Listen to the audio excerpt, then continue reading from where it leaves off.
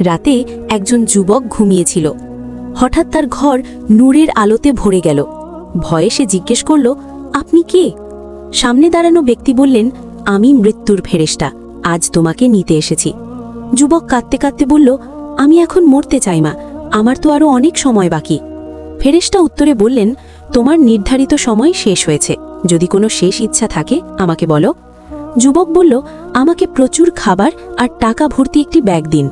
ফেরেশতা তার সব ইচ্ছে পূরণ করলেন এবং বললেন, এই খাবার আর টাকা শেষ হলে তখন আমি আবার আসব তোমাকে নিতে।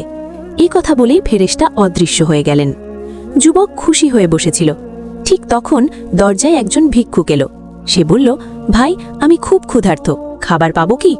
যুবক তার সব খাবার ভিক্ষুককে দিয়ে দিল। কিছুক্ষণ পর আরেকজন দরজায় এলো। লোকটি কাঁদতে কাঁদতে বলল, আমার মায়ের জরুরি অপারেশন দরকার, তুমি কি সাহায্য করতে পারবে? যুবক তার পুরো টাকা ভর্তি ব্যাগটিও লোকটির হাতে তুলে দিল। সবকিছু দিয়ে ফেলার পর সে ভাবল, এখন তো আর কিছুই নেই, মৃত্যুর ফেরেশতা নিশ্চয়ই আবার আসবেন। শেষ মুহূর্ত ভেবেই সে নামাজ পড়ল। নামাজ শেষ হতেই ফেরেশতা আবার তার সামনে উপস্থিত হলেন।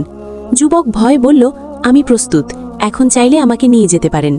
ফেরেশতা হাসলেন এবং বললেন, আমি তোমাকে নিতে আসিনি, আল্লাহ তোমার আয়ু বাড়িয়ে দিয়েছেন। আশ্চর্যের ফলে যুবক জিজ্ঞেস করল, আমার আয়ু কেন বাড়ল? ফেরেশতা বললেন, যখন তুমি ক্ষুধার্ত মানুষকে খেতে দিলে সে তোমার জন্য দোয়া করেছিল, যখন তুমি অসহায় মানুষকে টাকা দিলে সেও আল্লাহর কাছে তোমার জন্য দোয়া করেছিল, সেই দোয়াগুলো আল্লাহ কবুল করেছেন।